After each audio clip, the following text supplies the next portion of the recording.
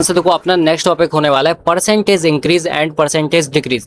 अब इसमें क्या होने वाला है, सिंपल सा, अगर अपन को किसी भी चीज की वैल्यू दे रखी है और उसमें कोई बोलता है कि इतने परसेंट बढ़ गई या फिर इतने परसेंट कम हो गई, अब उसका एक्चुअल प्राइस क्या है तो अपन कैसे फाइंड आउट करेंगे। सो ये अपना लेक्चर नंबर 5 होने वाला है।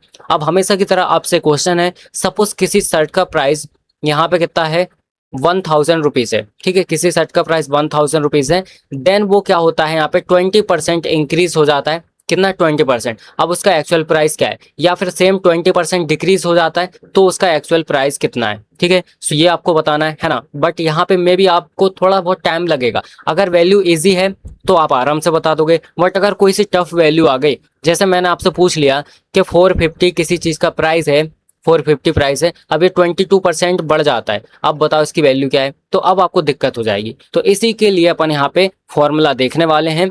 तो परसेंटेज इंक्रीज और परसेंटेज डिक्रीज दोनों का फॉर्मूला अपन देखने वाले हैं, राइट।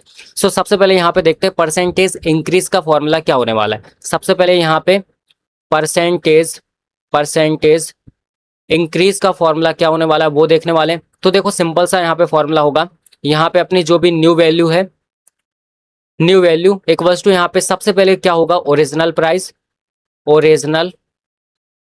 देन उसके बाद मल्टीप्लाई करना है आपको 100 और यहाँ पे प्लस करना है परसेंटेज को। ठीक है, परसेंटेज, राइट, और डिवाइड बाय यहाँ पे 100। ये सिंपल सा फॉर्मूला है। अब आप सोचोगे ये कितना बड़ा लंबा चौड़ा फॉर्मूला है, बट ऐसा नहीं है, काफी इजी फॉर्मूला है। देखो कैसे अप्लाई करना है। क्वेश्चन वही है, ये वाला क्वेश्चन सर्ट वाला। अब देखो आपकी जो न्यू वैल्यू होगी, न्यू वैल्यू वो क्या हो जाएगी, शर्ट का प्राइस कितना है, यहाँ पे शर्ट का ओरिजिनल प्राइस है 1000। ठीक है, 1000, और यहाँ पे अपन को क्या करना है, 100 प्लस करना है यहाँ पे परसेंटेज मतलब 20 और डिवाइड बाय 100। क्लियर है। अब देखो 1000 और मल्टीप्लाई ये कितना हो जाएगा, 120 और डिवाइड बाय 100, 2 0 से 2 0 गए। देन मल्टीप्लाई किया तो कितना आ गया, 1200। सिंपल तरीके से 1200 अपना क्या हो जाएगा, एक्चुअल प्राइस होगा यहाँ पे 20% बढ़ने के बाद। सिंपल तरीके से फाइंड आउट किया। तो यहाँ पे ध्यान से देखो, एक और एग्जांपल लेते हैं। सपोज किसी चीज का प्राइस यहाँ पे 450 रुपीज है ना, और वो 22% यहाँ पे बढ़ रहा है। ठीक है, 22% बढ़ रहा है। अब फॉर्मूले में वैल्यू रखो, किस तरीके से अपन रखेंगे, बहुत सिंपल है। देखो सबसे पहले क्या हो रहा है, यहाँ पे कितना बढ़ रहा है, 22% बढ़ रहा है। ओरिजिनल प्राइस इसका क्या है, 450, मल्टीप्लाई यहाँ पे, अब इसको 100 में प्लस करो तो कितना हो जाएगा, 122, डिवाइड बाय यहाँ पे कितना हो जाएगा, 100। इसको कैंसिल करो 0 से 0। अब यहाँ पे 5 से कैंसिल करूंगा, यहाँ पे ये 9 टाइम्स में कैंसिल होगा, ये 2 टाइम्स में कैंसिल होगा। अब इसको 2 को मैं कैंसिल करूंगा, मतलब यहाँ पे 122 को 2 से 61 आएगा। कितना हो जाएगा, 61 मल्टीप्लाई 9। अब इसको यहाँ पे सॉल्व करो तो ये हो जाएगा 9 और यहाँ पे हो जाएगा 54।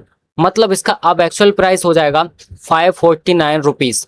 ठीक है, इस तरीके से होप आपको समझ में आ गया होगा। चलो आगे देखते हैं। अब यहाँ पे ध्यान से देखो, अपन बात करने वाले हैं परसेंटेज डिक्रीज के बारे में। सो सेम वही चीज है, अपन को यहाँ पे क्या करना है, इसका भी फॉर्मूला लिखना है। सो इसका फॉर्मूला कैसे होगा, यहाँ पे लिखते हैं new value, new value equals to, यहाँ पे सबसे पहले ओरिजिनल वैल्यू। ठीक है, ओरिजिनल जो वैल्यू है मल्टीप्लाई यहाँ पे 100।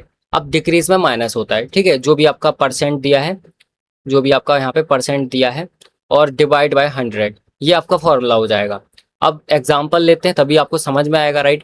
सो जैसे सपोज यहाँ पे जो अपनी शर्ट थी उसका प्राइस कितना था, यहाँ पे सबसे पहले यहाँ पे लिखते हैं न्यू वैल्यू, न्यू वैल्यू उसका प्राइस था सपोज यहाँ पे 1000 रुपीज, ओरिजिनल प्राइस, मल्टीप्लाई, अब यहाँ पे 100 माइनस यहाँ पे 20% कम हो रहा था। ठीक है, 20% और डिवाइड बाय कितना, 100। अब इसको सॉल्व करो तो ये क्या हो जाएगा, ये 1000 मल्टीप्लाई यहाँ पे 80 बचेगा और यहाँ पे डिवाइड बाय 100, 2 0 से 2 0 गए, कितना बचा, 800, राइट। ये 800 रुपीज अपना यहाँ पे डिक्रीज होने के बाद एक्चुअल प्राइस बच जाएगा। इस तरीके से लिख सकते हैं।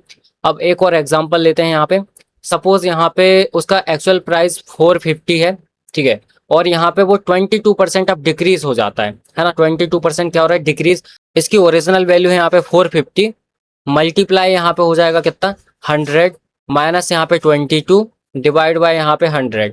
सो यहाँ पे अपन लिखेंगे 450 मल्टीप्लाई 100 में से इसको माइनस करेंगे तो कितना बचेगा, यहाँ पे 78 और डिवाइड बाय 100, राइट। अब देखो यहाँ पे कैंसिल करो, 0 से 0 गया। अब यहाँ पे मैं इसको 5 से कैंसिल करूंगा, 9 टाइम्स में ये जाएगा और 2 टाइम्स में ये जाएगा। अब 2 को कैंसिल करो यहाँ पे 78 से, है ना, मतलब 78 को कैंसिल करो तो ये कितना बचेगा अपना 3 और यहाँ पे 9, 39। सो यहाँ पे 39 मल्टीप्लाई 9 कर देंगे। सो यहाँ पे देखो सबसे पहले 9 का मल्टीप्लाई 9 में 81, तो यहाँ पे 1 8 आएगा। और यहाँ पे 9 3 से 27 और 8 कितना हो जाएगा 35। सो इस तरीके से अपना ये रहेगा अब एक्चुअल प्राइस, ठीक है।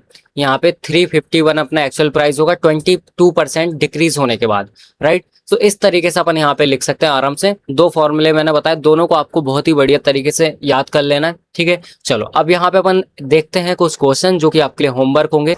सो यहाँ पे ध्यान से देखो, ये आपके लिए 3 यहाँ पे होमवर्क क्वेश्चन है। सबसे पहले यहाँ पे कि पहले सैलरी यहाँ पे 5000 थी, उसमें 10% इंक्रीज हो गई, अब सैलरी कितनी है। अब देखो सेकंड क्वेश्चन है, रूम रेंट पहले 10,000 था, अब उसमें 12% इंक्रीज हो गया, तो अब वो आपका रूम रेंट कितना हो जाएगा। देन यहाँ पे एक शर्ट का प्राइस था 800 रुपीज, अब उसका प्राइस क्या हो गया 25% डिक्रीज हो गया, अब उसका एक्चुअल प्राइस कितना है। सो ये तीनों क्वेश्चन फटाफट से आपको कमेंट बॉक्स में लिख के बताना है, राइट। और फटाफट से इसका स्क्रीनशॉट ले लो और कमेंट बॉक्स में आंसर फटाफट से बताओ।